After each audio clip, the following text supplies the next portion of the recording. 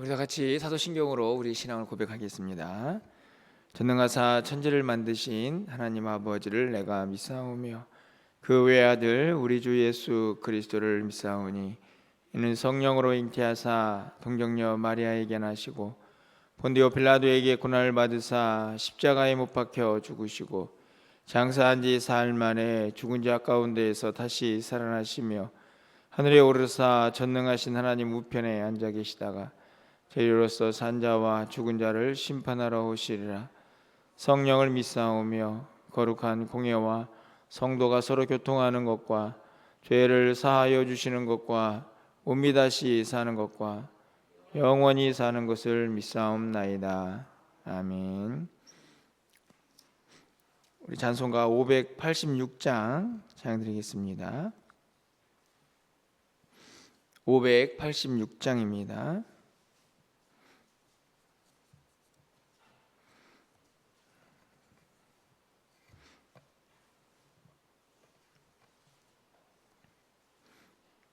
어느 민족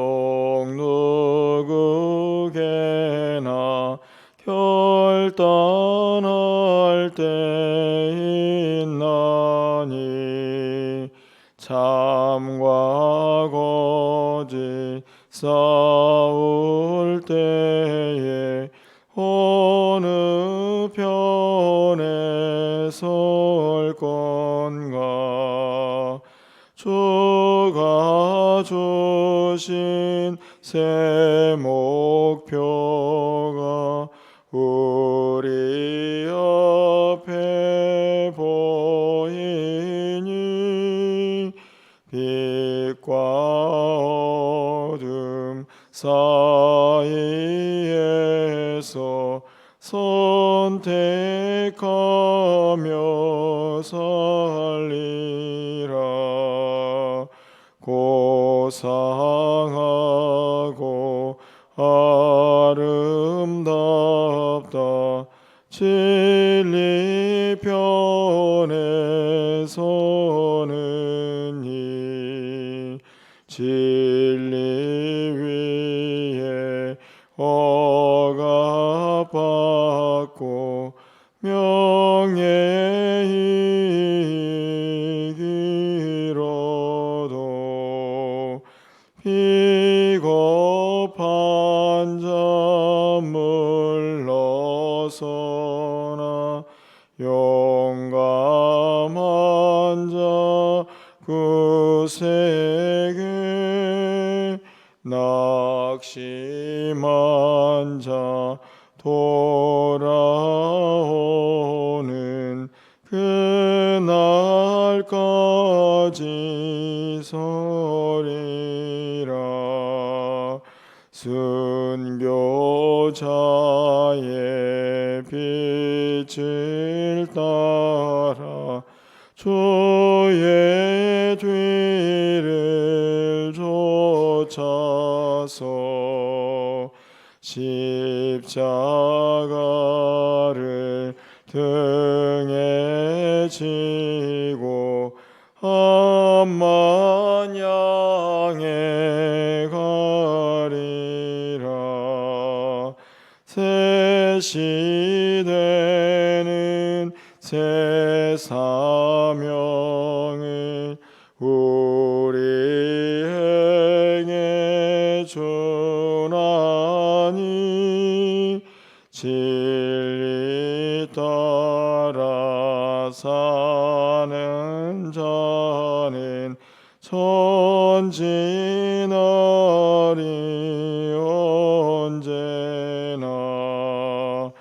악이 비록 성하여도 진리 더욱 강하다. 진리 따라 살아갈 때 어려움도 당하리. 우리 가는 그 앞길에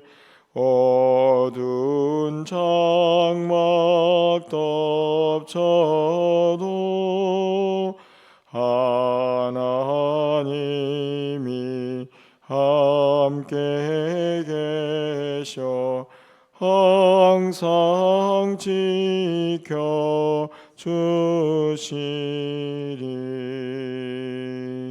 아멘.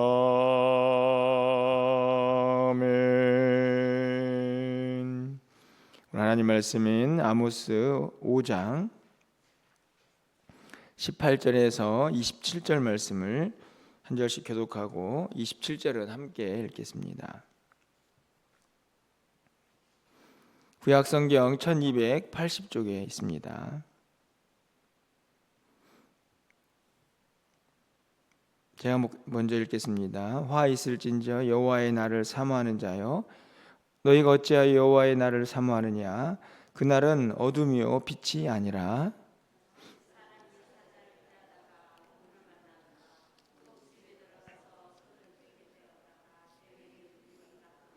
여호와의 날은 빛 없는 어둠이 아니며 빛남 없는 캄캄함이 아니냐?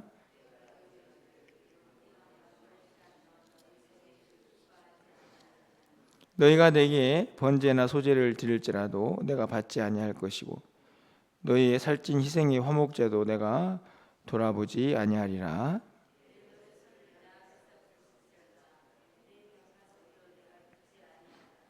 오직 정의를 물같이 공의를 마르지 않는 강같이 흐르게 할지어다.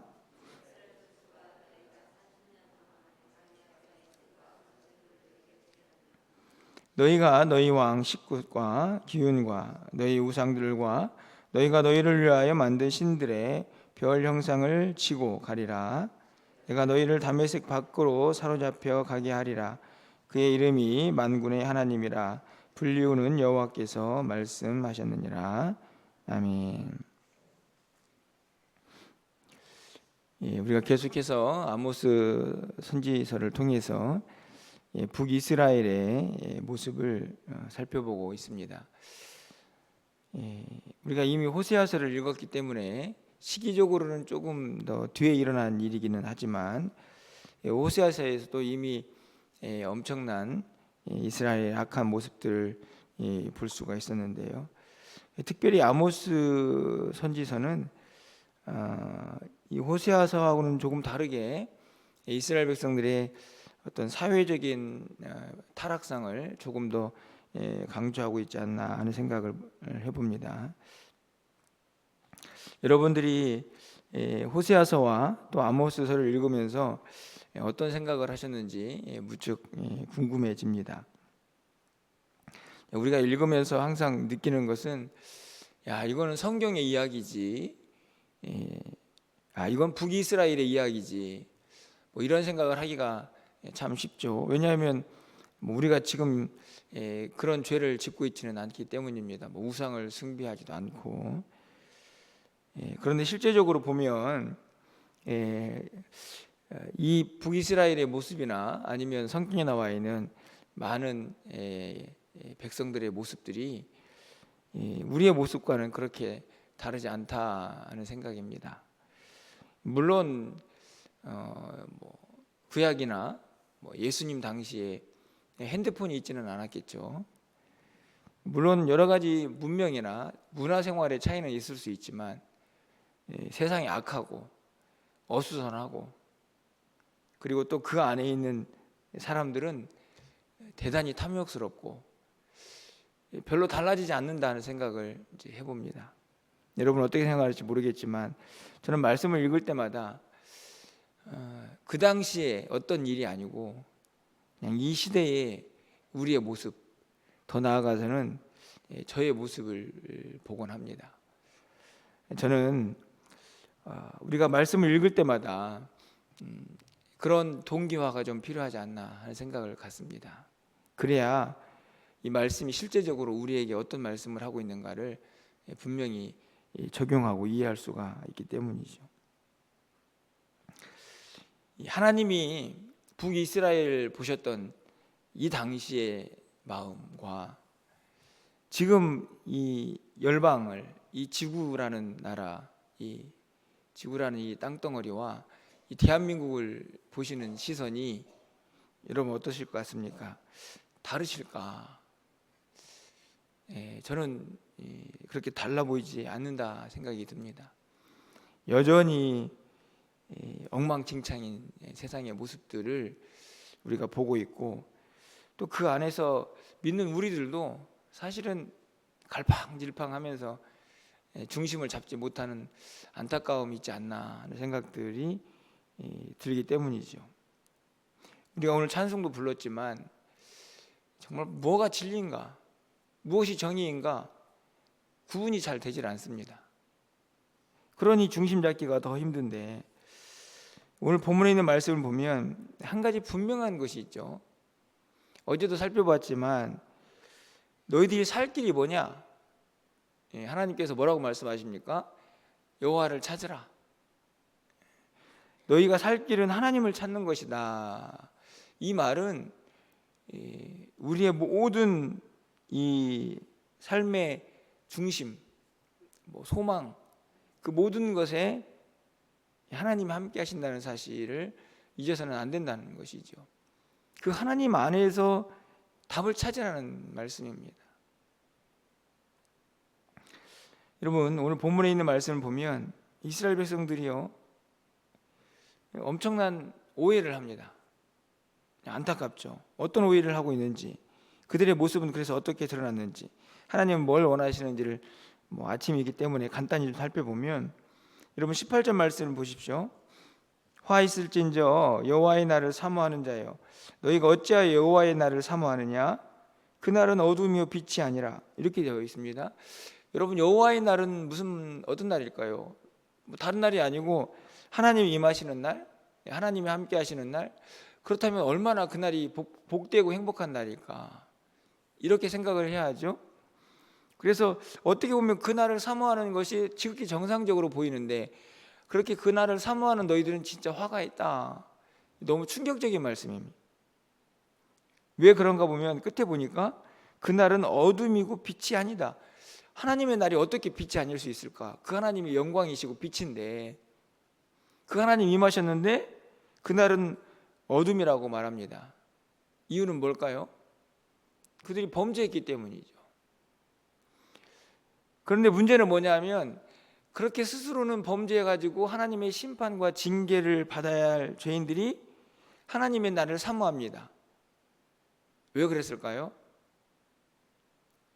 자신들은 죄 지은 게 없다고 생각했기 때문입니다. 아니, 이렇게 잘 살고 있는데 하나님 오셔야지 그러면.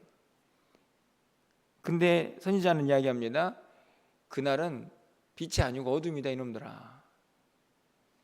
사실은 좀 표현이 그렇지만 정신 차리라는 이야기죠. 여러분 보십시오.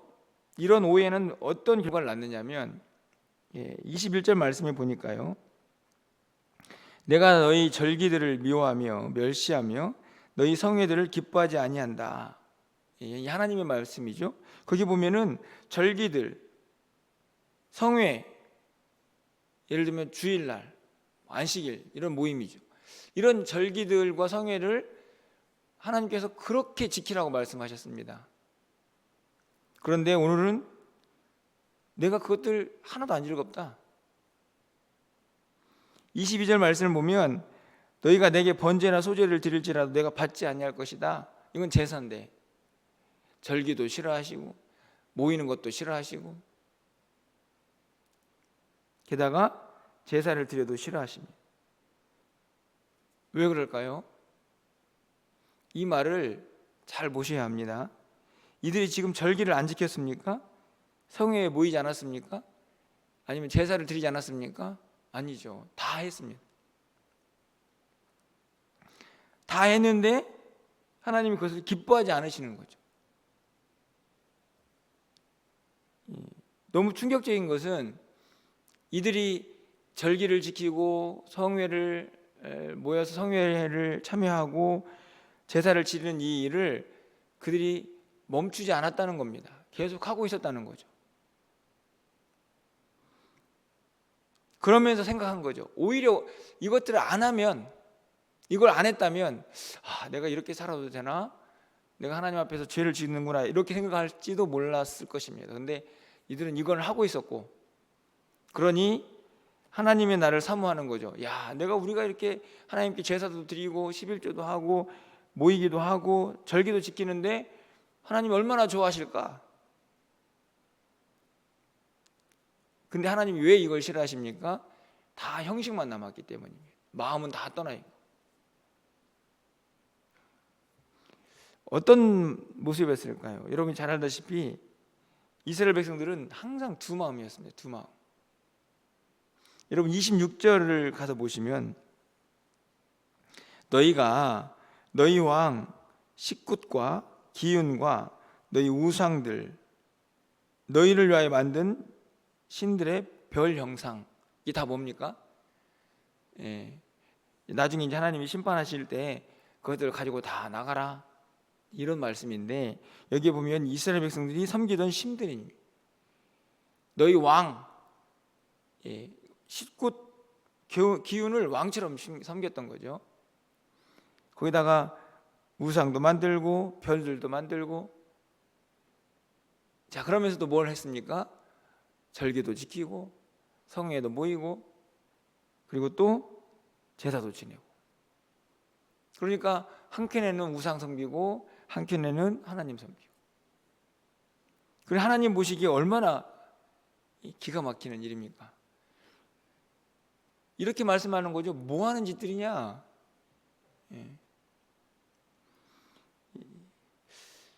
너무 충격적이지 않습니까? 그렇게 하나님만 섬겨라고, 그리고 제사를 지내고 11조를 하고 성회로 모이고 절기를 지키는 모든 일은 그 하나님만 섬기는 과정의 한 부분인 거죠. 그런데 형식만 남아있고 알맹이가 쏙 빠져버린 신앙생활을 하면서 하나님 오십시오, 하나님의 나를 사모합니다, 이러고 있는 이스라엘 백성들의 모습을 지금 성경이 기록을 하고 있는 거죠. 그뿐만이 아니고 24절에 있는 말씀을 보니까 우리가 너무나 잘 알고 있는 말씀이 기록되어 있습니다. 오직 정의를 물같이 공의를 마르지 않는 강같이 흐르게 할지어다, 이렇게 말씀을 하는데, 이 말씀은 어제의 말씀의 연장이죠. 이 공의와 정의는 하나님이 그토록 원하시는 하나님 나라의 모습입니다. 하나님을 섬기는 너희들이 그 땅에 공의와 정의가 넘쳐나야지 삶이 왜 그러냐, 이런 말씀인데, 여러분 어제 말씀인데 7절 말씀으로 좀 가볼까요? 7절 말씀을 가보시면 정의를 쓴 쑥으로 바꾸고 공의를 땅에 던지는 자들아, 이게 무슨 말이냐면 그냥 쉽습니다. 비유적인 표현인데 공의와 정의를 아예 그냥 헌신자처럼 버리는 거예요. 이 공의와 정의가 무너지면 가장 피해를 입는 사람들이 누구냐? 연약한 자들입니다. 힘 있는 자들은 그것으로 막 연약한 자들을 짓밟는 거죠. 그것을 지켜주는 공의와 정의, 이 공의와 정의는 사실은 사람들을 어떻게 보면은 질서 있게 만드는 힘이었는데, 그리고 그 안에서도 연약한 자들이 버틸 수 있는 버팀목 같은 건데 다 무너진 겁니다. 그래서 10절 말씀을 보면 무리가 성문에서 책망하는 자를 미워하며 정직히 말하는 자를 싫어하는다. 힘없는 자를 밟고 그에게서 미래 부당한 세를 거두고. 그렇죠. 여기 보면은 공의와 정의가 사라지면 누가 이게 비참해지자면 힘없는 자들. 밀은 양식인데 기본 양식입니다. 그 세가 올라가면 어떻게 될까요? 당연히 먹을 것이 부족해지는 거죠. 하나님이 바라본 세상입니다. 여러분, 우리가 사는 세상은 어떤가? 이스라엘 백성들은 신정국가고 하나님만 섬기던 나라니까 라고 말할 수도 있겠지만 이 시대의 모습과 저는 다르지 않다 하는 생각을 갖습니다. 여러분, 공의와 정의가 무너지면 지금도 똑같습니다. 누가 피해를 보느냐? 힘을 가진 자들은 절대 피해를 보지 않습니다. 왜냐하면 그 힘으로 자기 마음대로 살 거니까. 중요한 것은 약자들인 거죠. 힘없는 사람들은 짓밟히게 되어 있습니다. 하나님께서 그런 세상을 보시면서 말씀하시는 것은 공의와 정의를 흐르게 하라, 이렇게 말씀하시죠. 다시 말하면 하나님께서 원하시는 세상을 만들어 가라 하는 말씀입니다. 그렇지 않으면 어떻게 되느냐? 27절 말씀이죠. 내가 너희를 다메섹 밖으로 사로잡혀 가게 하리라. 그의 이름이 만군의 하나님이라 불리우는 여호와께서 말씀하셨느니라. 이 다메섹 밖은 뭐냐면 이제 이스라엘 백성들이 아수르라는 나라에 이제 포로로 잡혀가는 모습들을 이제 기록을 하고 있는 것입니다. 다 붙잡혀가는, 나라가 망하는 모습이죠.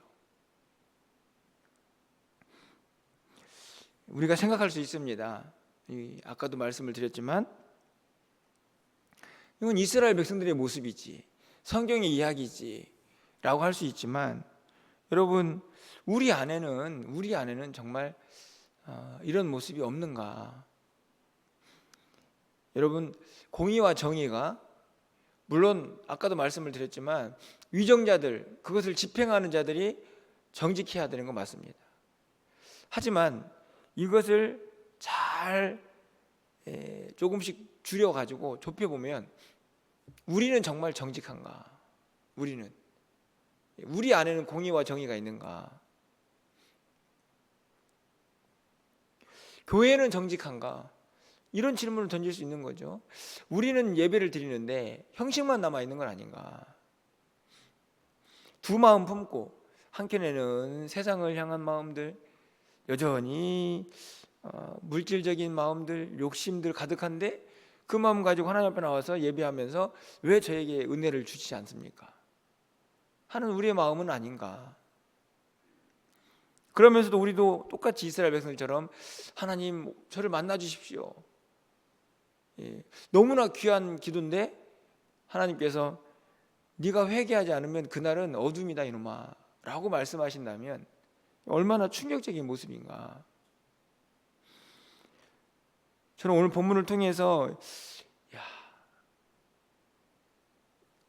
여기서 만약에 우리가 은혜를 받는다면 얼마나 행복할까, 그런 생각을 좀 해봤습니다. 오늘 이 말씀은 매우 충격적인 말씀인데 내일은 더 심하거든요. 왜냐하면 계속 지금 죄악을 막 지적하는 거니까. 근데 그 가운데에서 우리가 깨달음이 있고 은혜를 받는다면 진짜 소망이 있는 거죠. 내가 하나님 앞에서 어떻게 살아야 할까? 이 민족은, 이 나라는 무엇이 소망인가? 바라기는 오늘 이 아침에도 하나님의 은혜가, 또 하나님의 음성이 또 우리 가운데 들려지고 임하는 그런 시간들이 되기를 간절히 소망해 봅니다. 중심을 잡아야 합니다. 중심을. 너무 어지럽고 복잡하고 답을 찾을 수가 없는 우리의 환경이지만 믿는 자이기 때문에 중심을 바로잡고 하나님의 뜻이 무엇인가를 분별하며, 이럴 때일수록 우리가 더 눈물로 기도하고, 우리는 제대로 서 있는가? 지금 만약에 하나님께서 이 땅에 오셔서 공의를 행하시면, 하나님이 가지고 있는 이 기준과 잣대로 이 땅을 심판하실 때 우리를 지금 똑같이 보신다면 우리는 정말 하나님을 만날 준비가 되어 있는가? 이런 마음을 가져야 할 때가 저는 지금이 아닌가 생각이 듭니다. 더 부르짖고 하나님을 찾아야 할 때인 거죠. 하나님이 살 길입니다. 우리를 좀 긍휼히 여겨 주십시오. 우리가 먼저 공의와 정의를 행하게 하시고 하나님 나라를 구하게 하시고 하나님의 뜻을 구하면서 살게 하시고, 그리고 그 은혜로 이 세상에, 이 어수선한 세상에 답이 어디 있는가 찾는 무리들에게 복음이, 말씀이 답입니다. 주께로 돌아오십시오 라고 말할 수 있는 우리들, 교회가 되어야 한다는 말씀입니다. 여전히 힘들고 어려운, 그게 무엇인가 또 질문이 되는 그런 시대이기도 하지만 우리는 다시 한번 말씀 앞에 서게 됩니다. 여호와를 찾으라. 그것이 살 길이다. 그것이 진리인 것을 우리가 다시 한번 깨달으시면서 이 아침에 다른 누군가가 아니라 나는 하나님 앞에서 의로운가? 나는 정직한가? 우리는 바르게 살고 있는가? 우리의 예배는 진실된가? 우리의 모습을 먼저 돌아볼 수 있는 이 아침이 되기를 바라고 그 안에서 주의 음성을 듣는 우리 모두가 될 수 있기를 주님의 이름으로 간절히 축원합니다. 기도하겠습니다. 하나님, 너무나 혼란스러운 시대를 우리가 접하며 살고 있습니다. 그 안에서 무엇이 답인지 우리가 늘 고민할 수밖에 없는 안타까운 현실이지만 하나님, 다시 한번 오늘 말씀을 통해서 하나님의 음성을 듣기를 원합니다. 다른 누군가의 죄를 정죄하기보다는 우리가 얼마나 정직하게 살고 있는지, 우리의 예배는 하나님 앞에서 얼마나 진실된지, 오늘 하나님께서 공의를 행하시면 우리는 살 길이 있는지 다시 한번 우리의 모습을 돌아보게 하시고, 무엇보다도 여호와 하나님을 찾는 것이 우리의 유일한 살 길인 것을 우리가 믿음으로 고백할 수 있도록 주님 도와주시옵소서. 이 땅을 하나님께서 긍휼히 여겨주시기를 원합니다. 모두가 다 갈라서서 서로를 향하여 비난할 때에 하나님, 우리를 불쌍히 여겨주셔서 하나님의 뜻이 이루어지게 하여 주시고 하나님의 나라도 이 땅 가운데 이루어질 수 있도록 주께서 역사하여 주시옵소서. 우리가 눈물로 기도하게 하시고 하나님의 뜻이 이 땅 가운데 온전히 이루어져서 하나님의 영광만 가득한 하나님의 샬롬이 임하는 이 땅이 될 수 있도록 주께서 우리 모두와 함께하여 주시옵소서.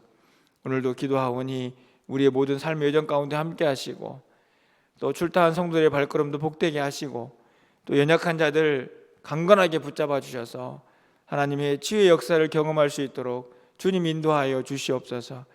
우리의 기도를 오늘도 들어 응답하여 주시고 무엇보다도 하나님의 음성 듣고 우리가 이 땅을, 이 혼돈의 시대를 어떻게 살아가야 할지를 분명히 말씀으로 깨닫는 이 시간이 되게 하여 주시옵소서.